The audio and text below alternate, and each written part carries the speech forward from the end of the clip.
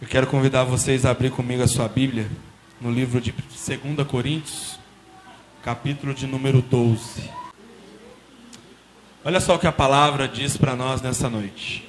É necessário que eu continue a gloriar-me com isso, ainda que eu não ganhe nada com isso.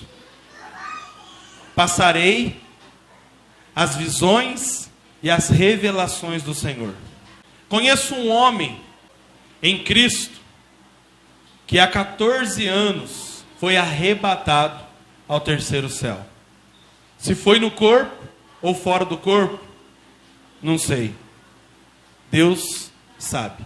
E sei que esse homem, se no corpo ou fora do corpo, não sei, mas Deus o sabe. Foi arrebatado ao paraíso e ouviu coisas indizíveis, coisas que ao homem não é permitido falar.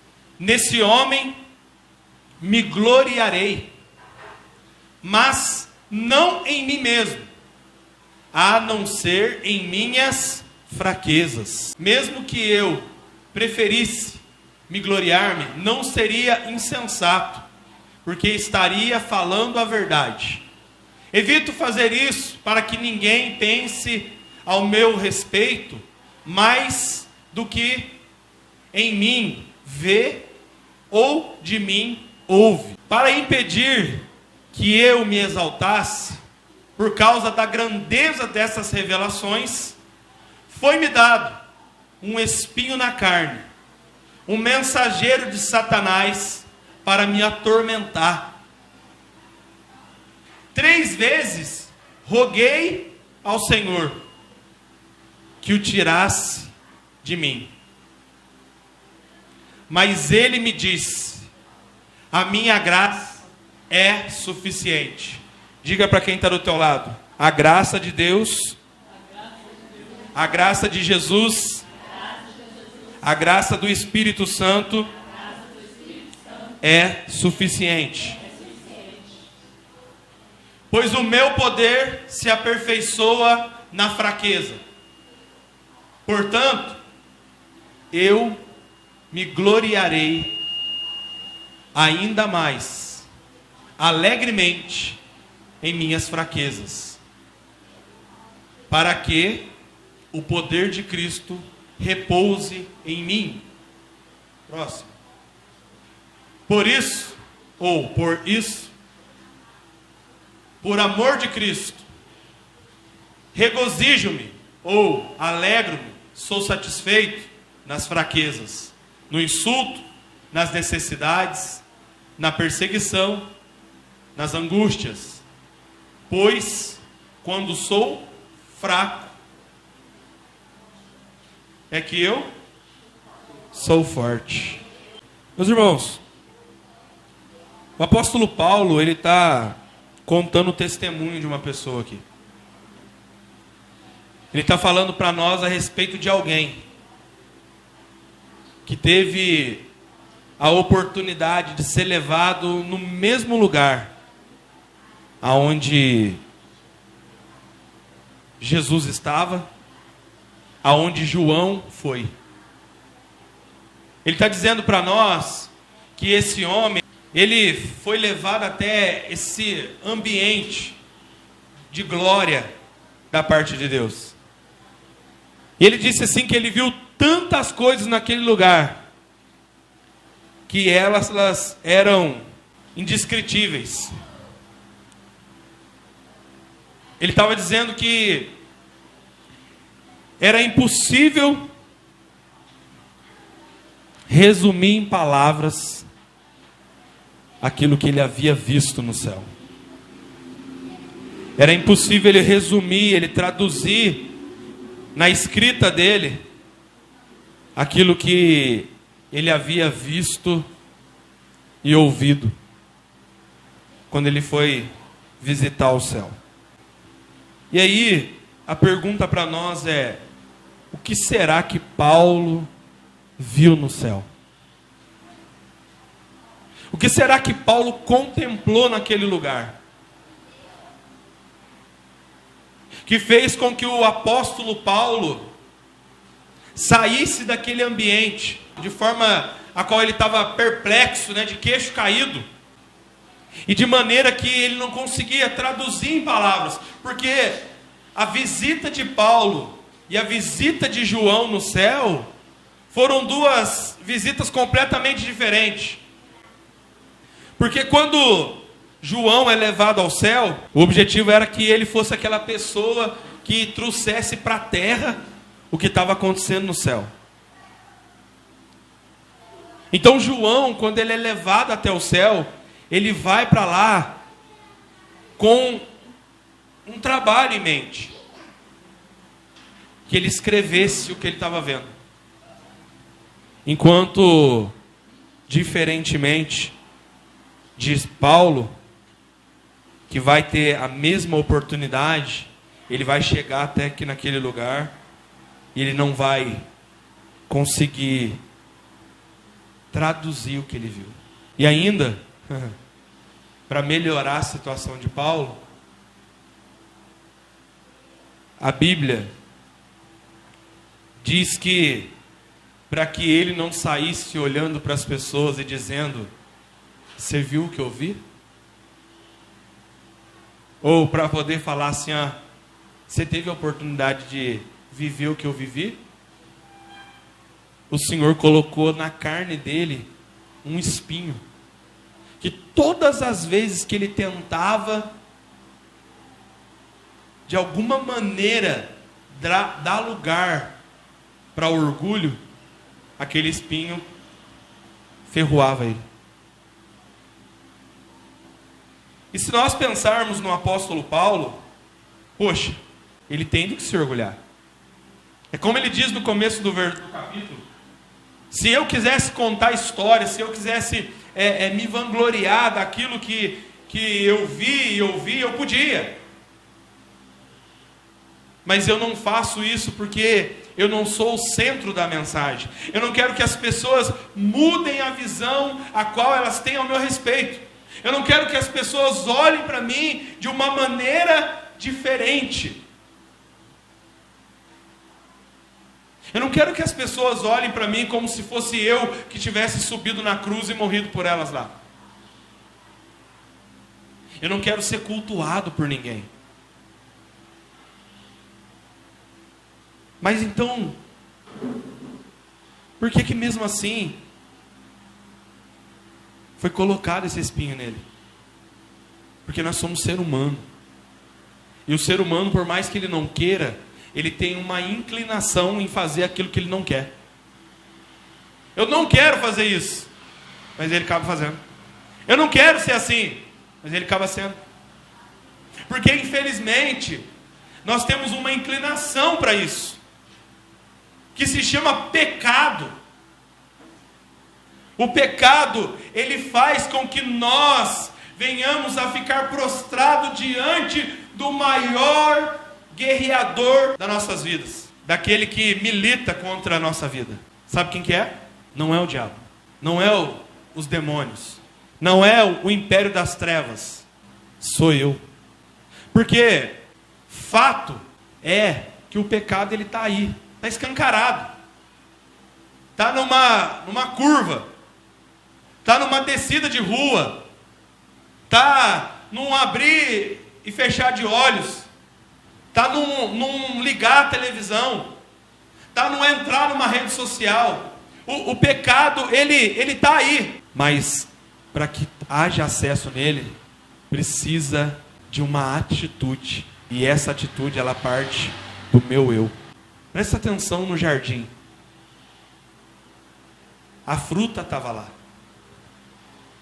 o homem e a mulher estavam lá, a serpente estava lá, os demais animais estavam lá, Deus estava lá.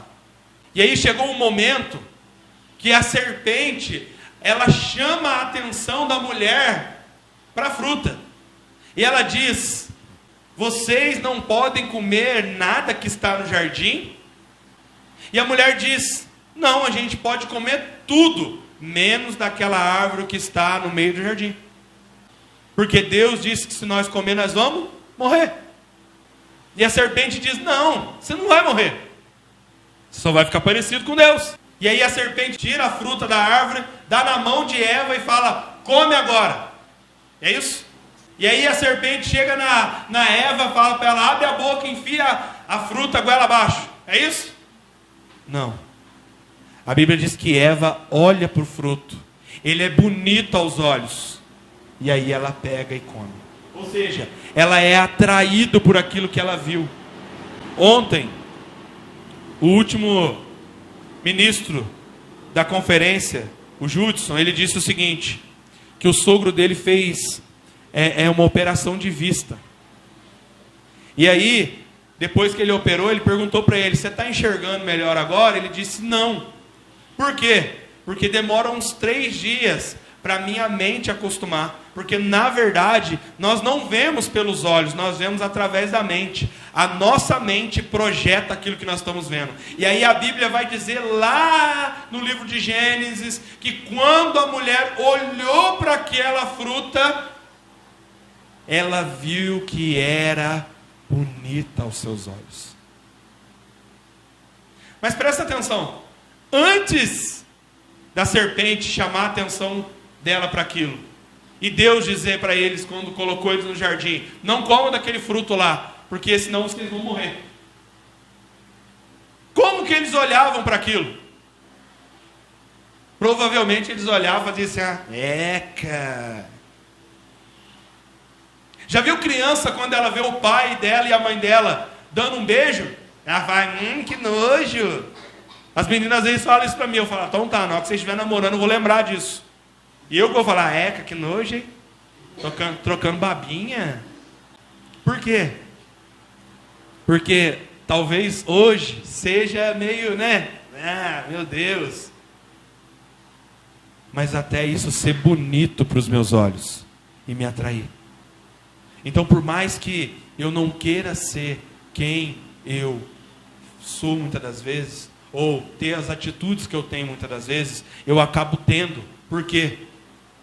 Porque eu reajo àquilo que eu vejo. E a Bíblia diz: cuidado com aquilo que você está olhando, ou da forma que você está vendo, porque os olhos são as janelas da alma.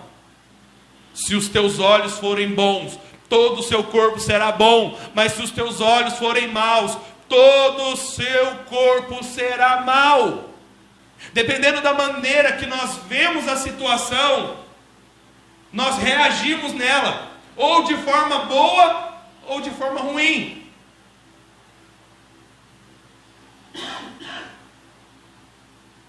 E aí por isso que o apóstolo Paulo recebeu esse espinho na carne. Porque eu não sei se você sabe, mas sabia que o apóstolo Paulo, ele foi provado em todo o seu tempo de ministério? Querido, pensa numa coisa. Existia uma diferença entre aqueles que eram apóstolos e andaram com Jesus, e Paulo, que era apóstolo e não andou com Jesus. Quando as pessoas ouviam, elas até ouviam aquilo, mas elas não conseguiam olhar para eles da mesma maneira que elas olhavam para Pedro. Porque quando Pedro falava, as pessoas pensavam o seguinte: ele sabe o que ele está falando, ele andou com ele, ele estava no dia da conferência dos 5 pães e 2 peixinhos, ele estava no dia da conferência da pesca maravilhosa, no dia da cura dos milagres, do cego Bartimeu. Pedro estava lá. Quando João falava, as pessoas falavam: não, que isso? João estava lá. João, ele viu quando o barco de Pedro estava, quase afundando, e ele foi ajudar. Então, existia um peso diferente. Se a gente ler nos versículos mais para frente, você vai ver aqui que no versículo de número 11, na parte B, ele fala assim, eu deveria ser recomendado por vocês, pois em nada sou inferior aos superapóstolos. Está entendendo?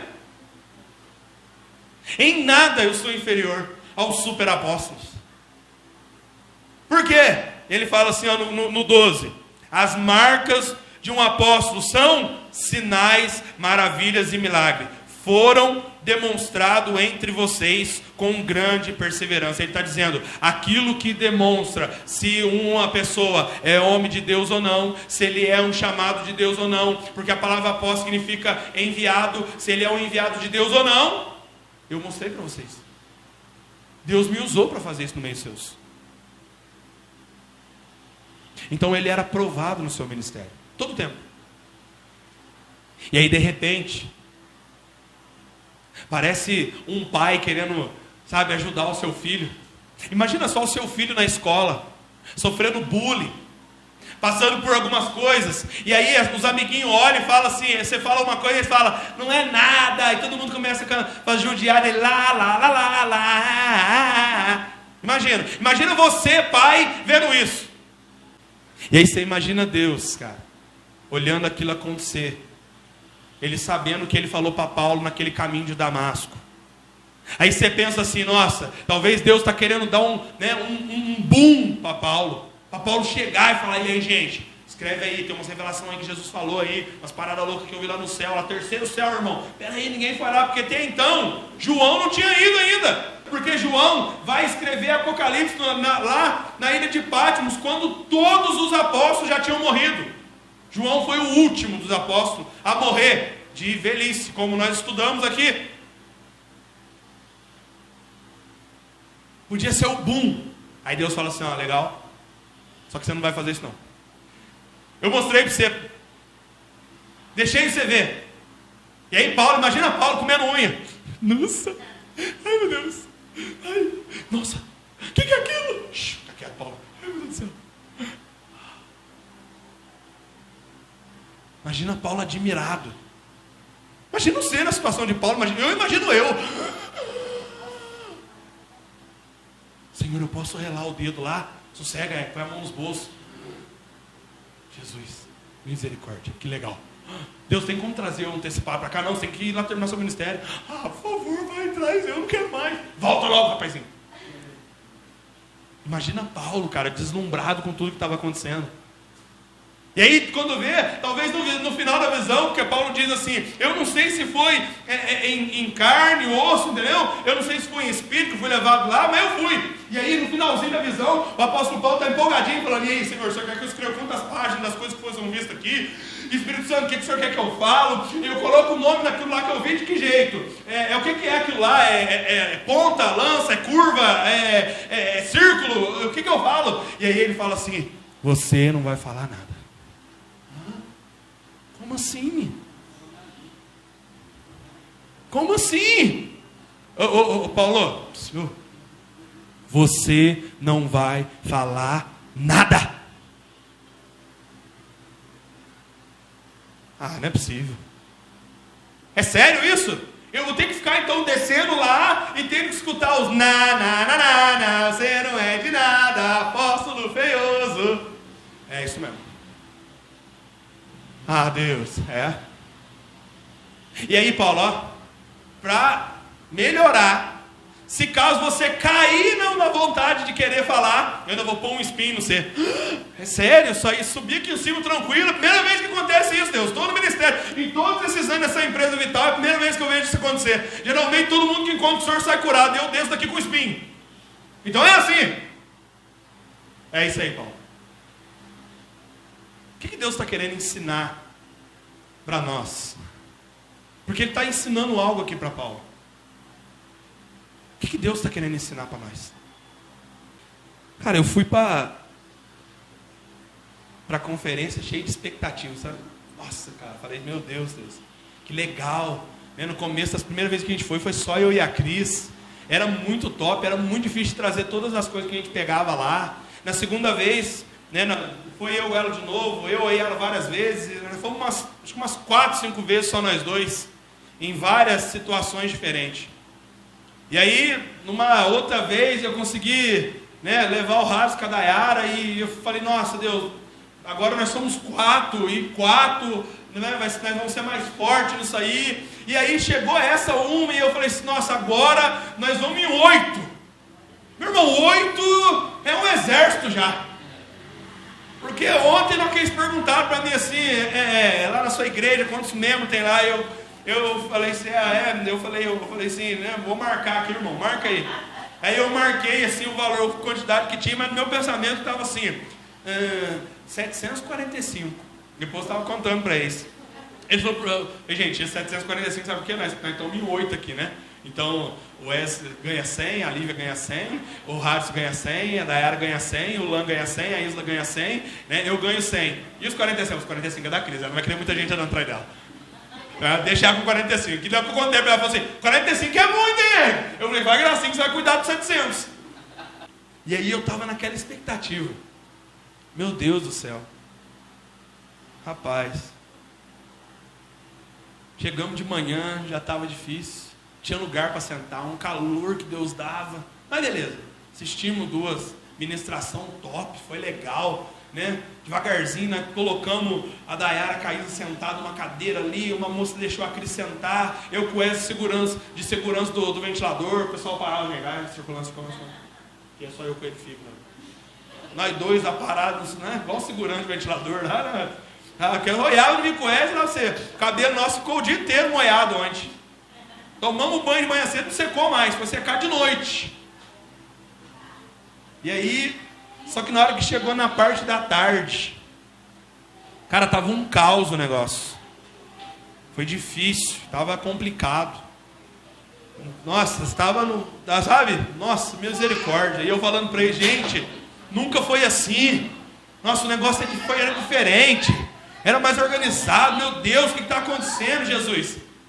Toda a dificuldade que nós passamos para chegar até aqui. E agora ainda nós não estamos conseguindo prestar atenção no que está acontecendo, no que está rolando. Misericórdia, Deus. Vamos almoçar, gente. Saímos para almoçar. Aí aproveitamos, demos bastante risada na hora do almoço, tal. Várias coisas rolando.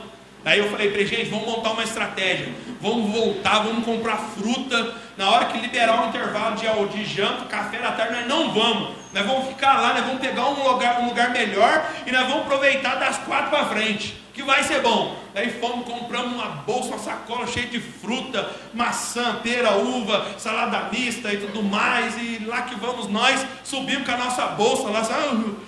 Quando vieram aqui, liberou, todo mundo saindo assim, sorridente, nós entrando, né? Olhando, subimos lá na galeria, nos instalamos, ligamos um ventilador lá manual e ficamos. E aí a palavra de Deus, que é boa e eficaz, se cumpriu na nossa vida mais uma vez. Que diz assim, que é melhor o final das coisas do que o começo dela. Porque quando Jesus fechou aquilo que estava acontecendo ali, Ele não só fechou o que estava acontecendo, mas também foi liberada uma palavra profética sobre a vida nossa que estava lá. Tem momentos que a gente coloca as nossas expectativas nos lugares errados, nas coisas erradas.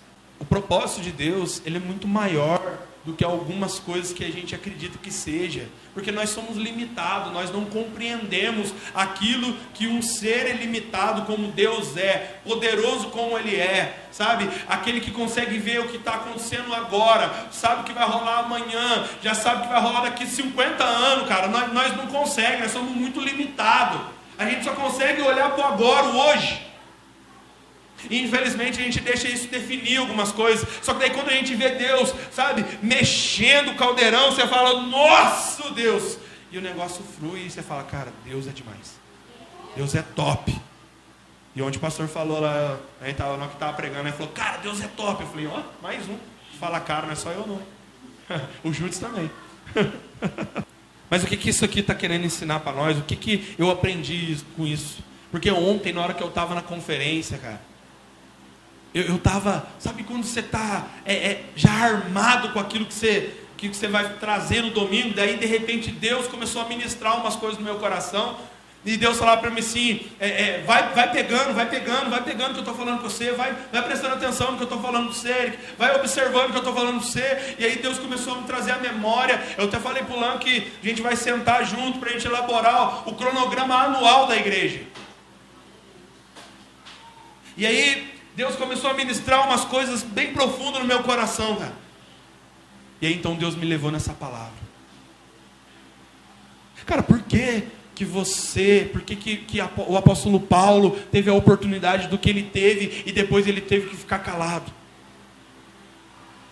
Porque nós precisamos entender que se a graça de Deus não for suficiente na nossa vida, nada mais vai ser. Por que então que Deus deixou que ele fosse até o terceiro céu, visse coisas deslumbrantes, que não tinha como ser descritas por fala humana, não tinha como ser colocado em palavras, para que depois ele não pudesse falar, porque Deus não estava preocupado com o que estava rolando aqui embaixo na terra. Ele estava dizendo para Paulo: Paulo, suporta o que está rolando lá embaixo, porque o que está preparado aqui em cima é muito melhor. Sabe por que Deus está dizendo para mim e para você que o poder dele se aperfeiçoa na fraqueza que nós temos? Porque ele está dizendo o seguinte: o que ele tem preparado para mim e para você é muito maior, e às vezes nós ficamos tropeçando em coisas que são insignificantes. Por que Deus estava ministrando isso no meu coração? Porque tem hora que eu sou assim.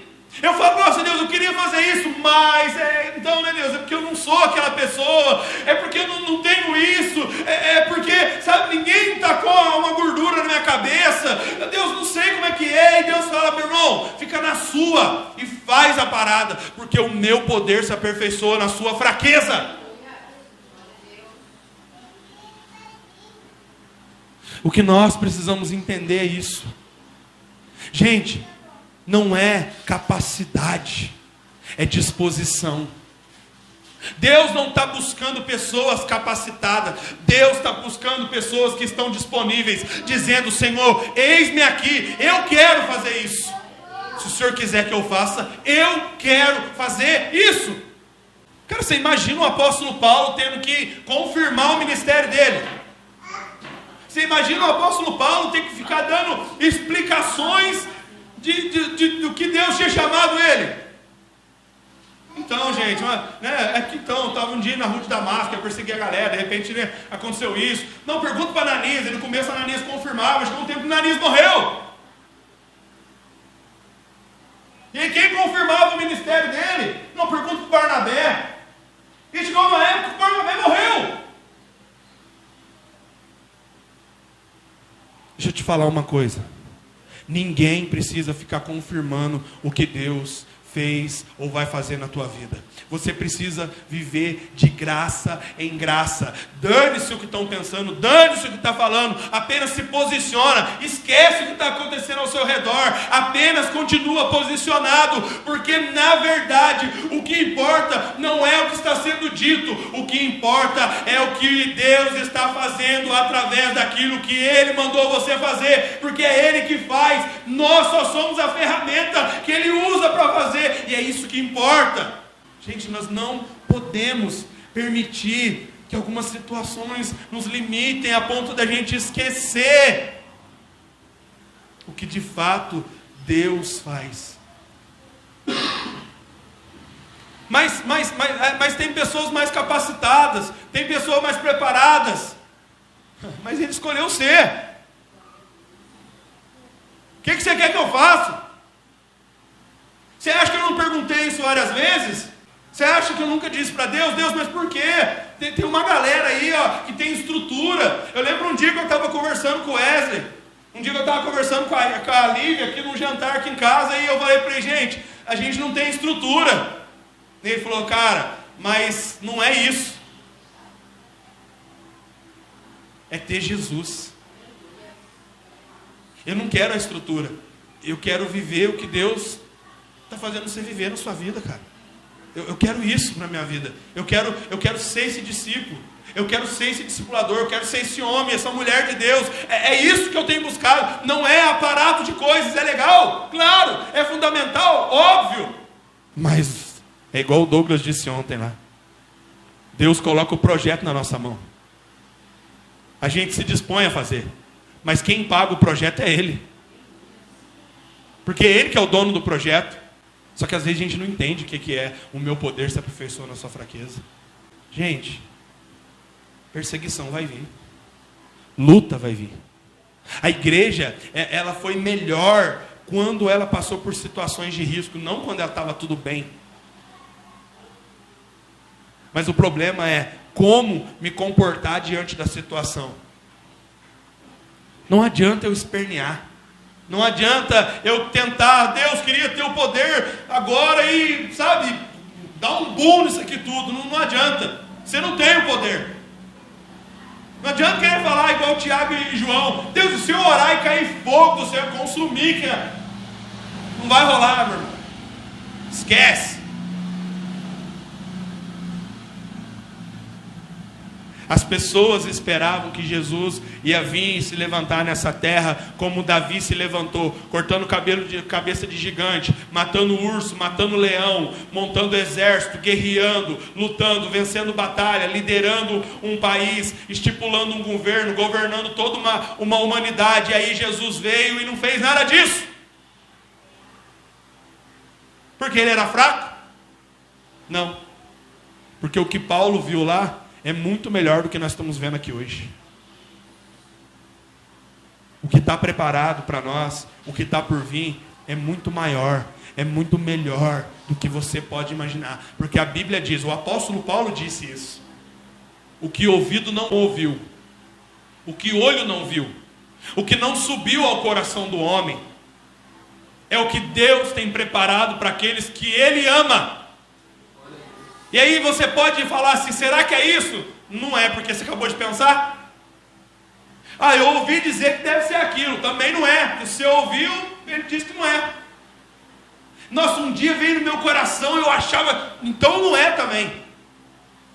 Deixa eu te falar, é surpresa. Mas relaxa, porque Jesus disse assim, ó: se vocês sendo maus sabem dar boas dádivas aos vossos filhos, imagina Deus que é bom. Meu irmão, não deixe as adversidades tirar a sua paz. Não deixe as situações, sabe, tirar a visão de reino que Deus tem estabelecido na sua vida. Não deixa que as dificuldades que se levantam venham colocar você em uma situação onde você fala, Deus, o que eu faço? Só confia. Querido, a palavra de Deus está dizendo para nós, a minha graça é suficiente a você. Sabe o que é ser suficiente? É que não falta. Não transborda e não falta. É suficiente. Nem pouco e nem de forma exagerada, mas de forma perfeita. Então, querido, o poder de Deus se aperfeiçoa na nossa fraqueza. Cara, não importa o que a gente está vivendo. Não perde a visão do reino. Não importa o quanto você está sendo provado em algumas coisas. Não perde a visão da promessa. Não importa quantas coisas estão acontecendo ao seu redor. Quando tudo está rolando, Deus ainda está no trono reinando. Não é porque as coisas não estão desenhadas da maneira que nós esperamos, que significa que Deus perdeu o controle. Ele ainda continua no controle. Ele ainda continua reinando. Ele ainda continua sendo Deus. Ele ainda continua sendo Senhor. Ele ainda continua sendo poderoso. Ele ainda continua sendo o sim e o não da sua história. Não importa o que estão dizendo. Não importa o que estão falando. Ei, a minha graça é suficiente. Porque quando você parece estar fraco, é o momento que eu faço você forte. Você quer viver como? Por aquilo que você conhece? Ou pela dependência dessa graça? A decisão é sua.